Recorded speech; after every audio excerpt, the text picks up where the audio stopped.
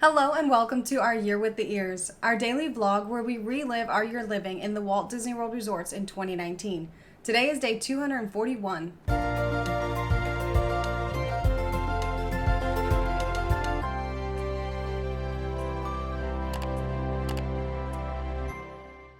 My day today didn't really start so much as it continued from yesterday because I didn't actually go to bed. I left Alyssa at Coronado Springs sleeping and I took an Uber, and I couldn't go directly to Hollywood Studios because they weren't letting anyone in. It was, 1:30 in the morning. So I got smart and worked around it. I'm not even sure if you're supposed to do this, but it's what I did.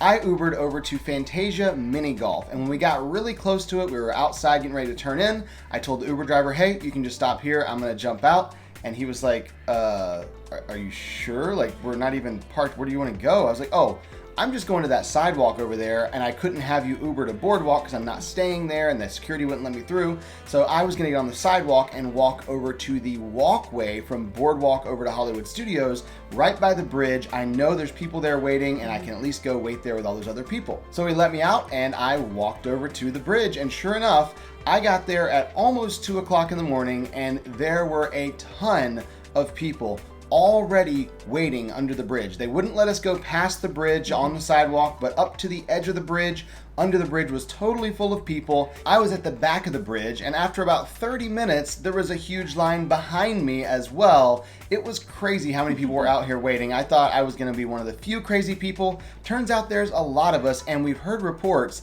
that there is a massive line outside the gate by the parking lot too, but they weren't letting anyone in there. So we all just kind of stood around talking, meeting each other, telling stories. Some people were watching Star Wars on their iPhone or iPad. It was pretty cool. And then just before 3:30, they came up and said, okay guys, you can go, but you can't go in the park yet. We're going to let you go all the way to the point of bag check, and then we'll go from there. I was like, great, we're moving, that's good. So we all kind of herded up towards bag check and went through there. And then we got to the gate outside of the park, and we were so ready. We're so excited to go in. And they're like, yeah, we're not letting you in yet. You're just going to kind of queue up here outside the gate. And there was a huge crowd of people, and they just kept coming, flooding in behind us, packing in. And at 4 o'clock, they finally said, okay, look, this place is so busy. We're letting you all in. Let's go through the gate. So I waited my turn, and they had cast members out there with iPads instead of using the actual tap stations because they wanted to get as many people through as quickly as possible. So they were scanning and moving really quickly. And then we got into the park, and I got to stand in another holding area because they weren't letting us go past the Starbucks there on Hollywood Boulevard. We all had to queue up right there. But I heard a cast member saying, if you're going to Galaxy's Edge, stay to the left. If you're going for merch, stay to the right. And I am going to stay to the right because I'm going to make sure I get the opening day merchandise. If I wait until later, it will definitely be sold out. At least some of the stuff will be. And I don't even know what they have, but I am excited to get some opening day merchandise. So I got in the line on the right. After about 15 minutes, they took all of us looking for merchandise and had us head down Sunset Boulevard towards Tower of Terror. We had to stay behind the cast member, no running ahead or anything like that. And we all were working our way down towards the Once Upon a Time store.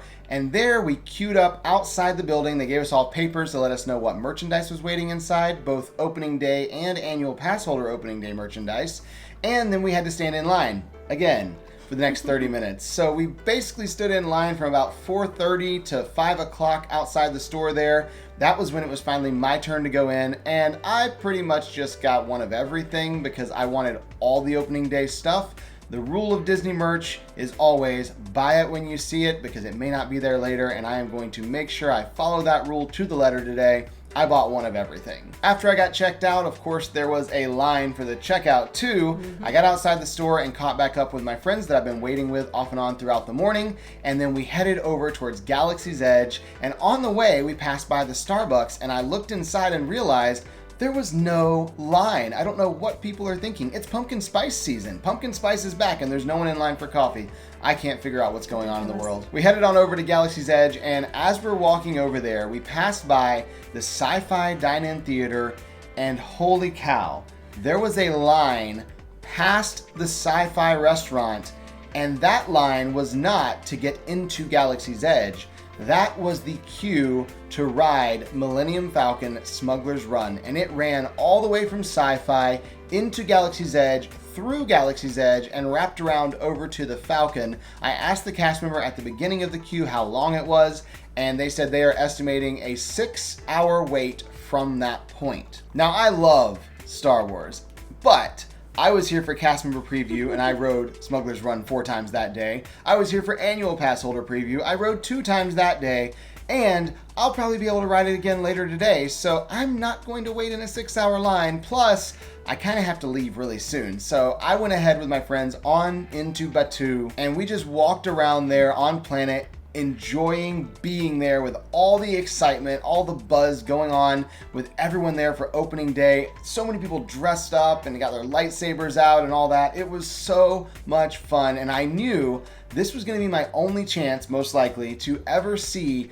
Batuu before the sun rises. And I wanted to try and get some dawn pictures around Black Spire Outpost, so I spent most of my time here, about 30 minutes or so, on Batuu, taking pictures of the sunrise as it's just starting to get started, but I wasn't able to stay long enough to get the actual sunrise because today is the first day of our conference and there is a lot going on that I need to get back over to the hotel for. We've got more than just the conference going on, so I had to head to the front of the park and then Uber back over to Coronado Springs to meet up with Alyssa. During all of this time, I was not sleeping that whole time. I did get about 3 hours of sleep last night, but I was also prepping the day because, as he mentioned, we have a lot going on.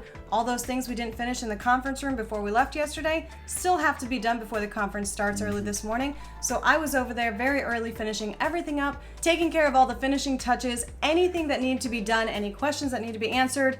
I was making sure we were completely set, got everything ready, went back to the room, got ready for the day, got stuff out for Robert so he could change, get ready really quickly because he has been out all night long, so he wanted to shower really fast. And then we headed up to the front. Now, thankfully, in the planning of the conference, my main role was kind of the preparation side of things.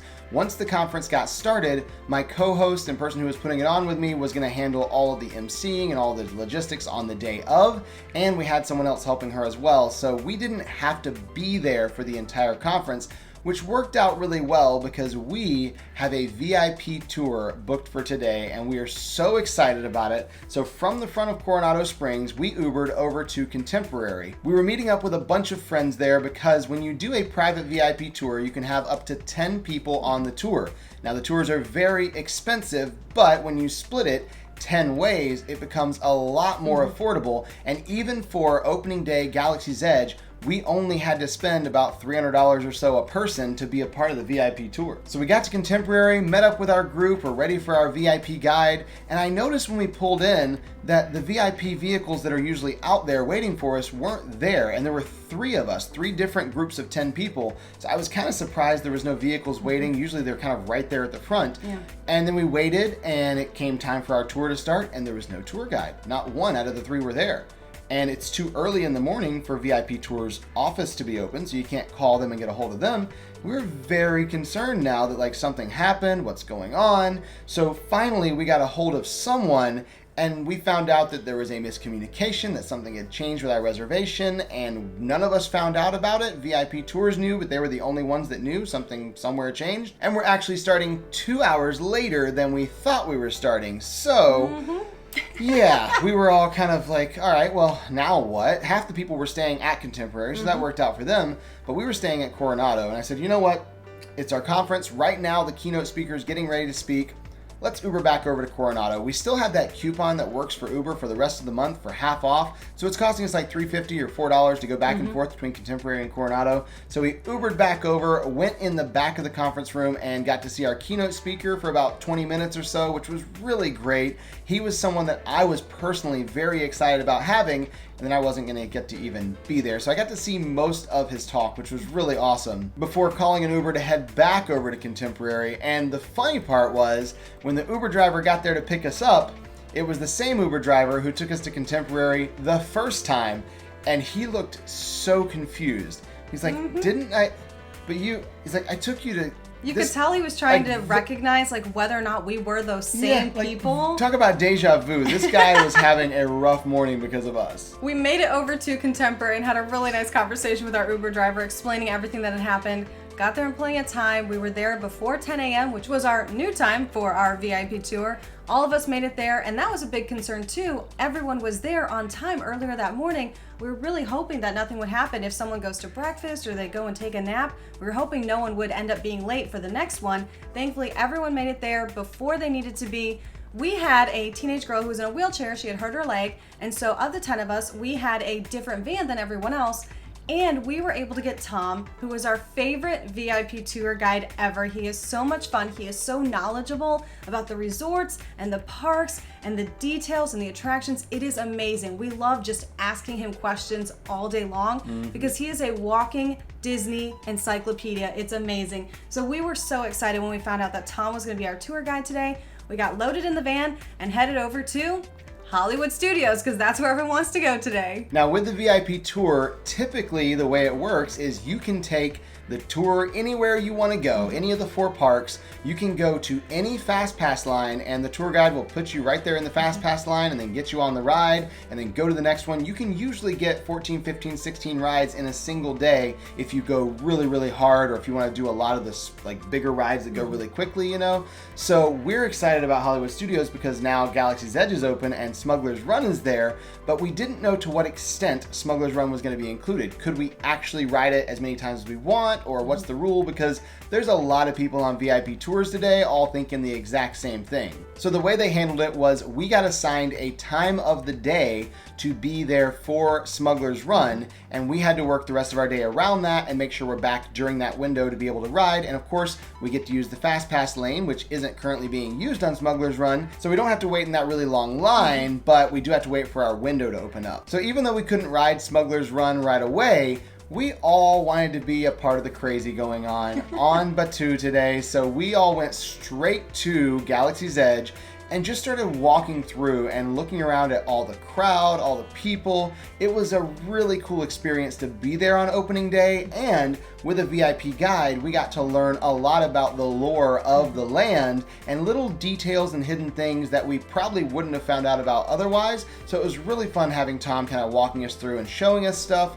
Again, we're not going to ride Smuggler's Run right now. That time is a little bit later. So after we passed through Batuu, everybody was good. We decided to go and ride some rides, and we're exiting right by Toy Story Land. So why don't we start riding some rides in Toy Story Land? The first ride that everyone wanted to do was Slinky Dog Dash, and I am just not ready to start the day with Slinky Dog Dash. I love that ride, I really do, but that was just a bit much for me.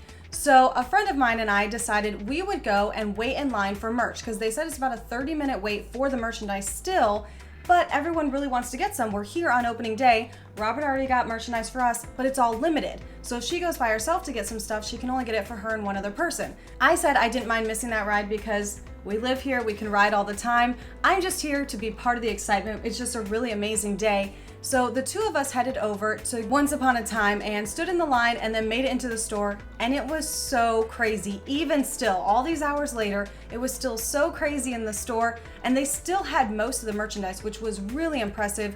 Disney clearly planned for this. They knew it was going to be amazing.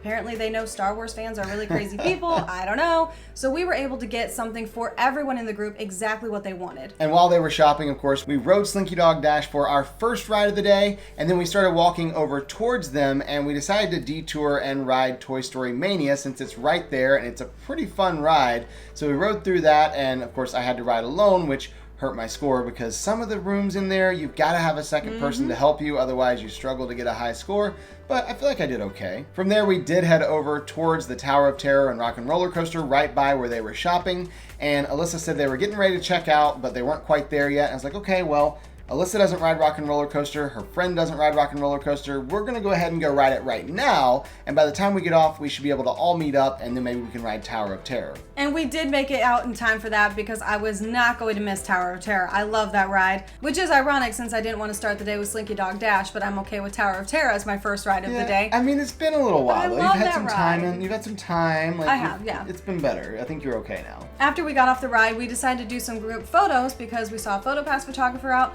There really weren't that many people over on this side of the park because, I don't know, there's like something going on or something, so everyone's over in a different part of the park. I don't know why they're over there, but they are, so no one was in line for PhotoPass, so we took a ton of pictures over there. We just wanted to commemorate the day with all of us together. Some of the people in the group we knew, we were friends, some of them we didn't, so we made new friends that day. It was just a lot of fun because we had so many personalities, so many different things, but we all had one thing in common.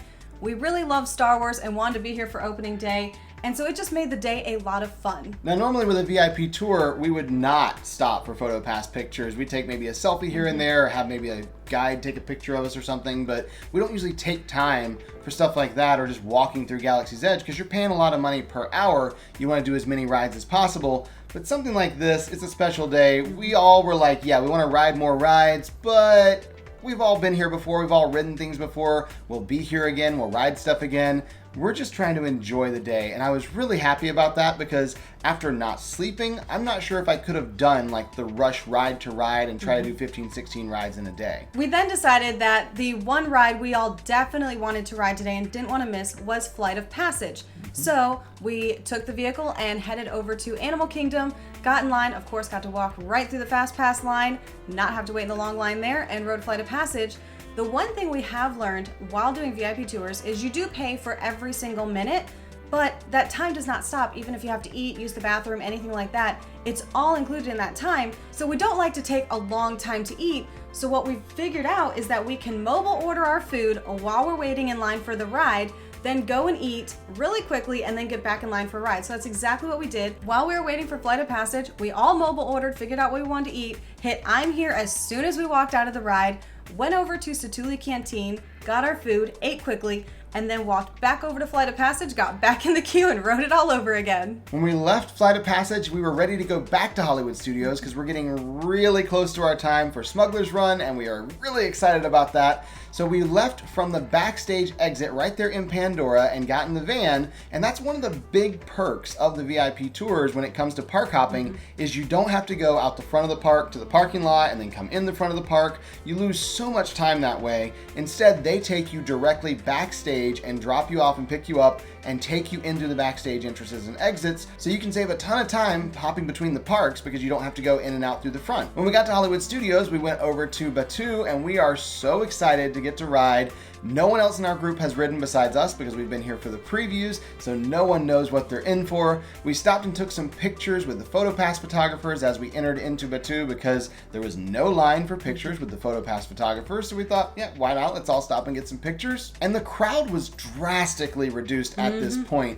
It's almost empty in some areas, which is really weird having been here just a few hours ago when it was jam-packed everywhere. When we got over to Smuggler's Run for our turn to ride, the wait time was no longer 6 hours. It was now only 105 minutes, which, to be fair, is really impressive for 5 o'clock in the evening. It's less than 12 hours later, and now the line is almost gone, I guess you could say, compared to what it was earlier. But we're really glad we don't have to wait in any line. We're going to go through the not being utilized Fast Pass queue because that's what we get access to with our VIP guide. It was so much fun riding Smuggler's Run with other people who hadn't ridden because they had no idea what they were in for. We rode as engineers because, again, we've ridden before, we've been pilots a couple times. We wanted them to experience it. And it was crazy, just as crazy as it is every time someone rides for the first time, but it's so much fun and we loved it. We loved just being there again. Again, part of all of this for us was the excitement of the day, was being able to say that we were there with friends on opening day of Galaxy's Edge. Like, that's a really big deal. Even though we've experienced it, it is still very different when you are there on opening day with so many other fans. There was just this excitement in the air and we loved it. When we got off the ride, we had about 6 minutes before our tour was over. And so Tom said, if we hurry, you all have time for one more ride. Which one do you want to do? And literally everyone except me went rock and roller coaster. And so I said, that's fine. You all ride. I do not have a problem with that. I'm just enjoying the day. I've had a great time. So we hurried all the way across the park over to rock and roller coaster, and Tom led the way into the final ride of the day for everyone. They rode rock and roller coaster and I sat outside with all the stuff we had. Remember all that merch we bought earlier? Yeah, I didn't think everyone should take it with them on the ride. So I sat out there with that while they rode rock and roller coaster one more time. And that was the final ride. So we went in the backstage area one more time and we were all driven back to Contemporary so we could go to wherever we're going after this. Several of them were going to dinner, some were going to the room so they could take a nap. And we were not doing either of those things because we have somewhere else we need to be. It is a very, very busy day for us. We took the monorail over to Epcot. We are meeting our co-host for the conference and her husband at Tepanito. We, of course, love the food here, but with them never being here, they were blown away by the food. It was so good. But also the entertainment. The way the chefs do everything there is amazing. We always have the best time here, but we really love it when other people are with us and get to enjoy it for the first time because they have no idea what they're in for. And seriously, all the shapes they do, all the impressive things they do with like flipping things in the air, like I can't even cook normally, let alone something like that. It just is so impressive, so amazing. And of course, we love really good food, so that's another plus of this place. After a very filling dinner, we headed up towards the front of the park, but we're not leaving. No, that would be too easy. We've got other stuff going on tonight. Tonight is our speaker and sponsor dessert party that we're putting on for everyone who's speaking or sponsoring the conference. So we headed up front to meet everyone with the group and I'll get wristbands and all that good stuff. And we headed back into Epcot to France, where we had rented the little pavilion area right there by the water for an Illuminations dessert party, and we were very excited about this. We've been planning it. This has been kind of our surprise thing. We didn't tell anybody what we were planning, and we had a dessert station there that had all kinds of desserts, like Boston cream cupcakes that were amazing, some little eclairs and macarons, some different tarts and some fruit, just all kinds of desserts. And then the highlight of it was the donut station, where they had donuts on flambe with vanilla ice cream. It was really cool to watch them cooking it, and it also tasted really, really good. It was actually really good. I'm not normally a donut person, but this was delicious. We all enjoyed desserts. We were just out there enjoying the evening, of course, watching the sunset. And then we walked around to make sure that we introduced ourselves to everyone in case there was anyone that we missed. And we wanted to just chat with everyone, see how everything had gone. Thank them, of course, for sponsoring, for speaking. But we also had another reason for going to see everyone. I wanted to give everyone personally these amazing glasses that I have been told about during the planning stages. We were chatting through email and they said, well, what about the Mickey Vision glasses? Would you guys be interested in those for your dessert party? And I was like, what are Mickey Vision glasses? I don't know what those are. And they're like, oh, well, have you ever seen those special glasses? When you put them on, you see Christmas trees or snowmen. I was like, yeah, of course. I used to get them all the time as a kid. They said that's what that is. But when you watch the fireworks, you see Mickey heads. And I was like, we need one for everybody because that is definitely something we want. Well, when we walked around and explained it to everyone, they weren't as excited about it as we were. Yeah, for some reason, we were super pumped about it, and everyone's like, okay, sure, like, yeah, okay. That's cool, I guess. So when the fireworks started, we put ours on. We had a couple little kids there. They put theirs on. Wow, wow. But most of the guests did not. But by the end of the fireworks, every single person there had these glasses on and was going, wow, oh, did you see that? Wow. And I loved it so much because once again, Disney has turned grown adults into children. And I love that so much because the Disney spirit is real and it's amazing. And all these distinguished adults who aren't necessarily Disney fans but are here for a conference suddenly become children while watching fireworks because they see Mickey heads in the fireworks. And it was just so cool to slowly watch because we were sitting in the back and we just watched this one after another. You started seeing people put the glass on and go, oh, wow, that's so cool. And then someone else would see them and, oh, wow! And it was just so amazing and we absolutely loved it. And this was such a special way for us to end the night. We were exhausted at this point. Yeah, a little bit. But because we were having such a good time, as exhausted as we were still having a wonderful time with everyone and it just hadn't hit us yet. But we did not stay very long after the fireworks. We did say our goodbyes. We took the bus back to Coronado Springs pretty much before everyone else because we do have a long day tomorrow as well. We are there for the conference all day. And so we wanted to get some sleep, and that was the end of our day today. So we'll see you tomorrow for our Year with the Ears.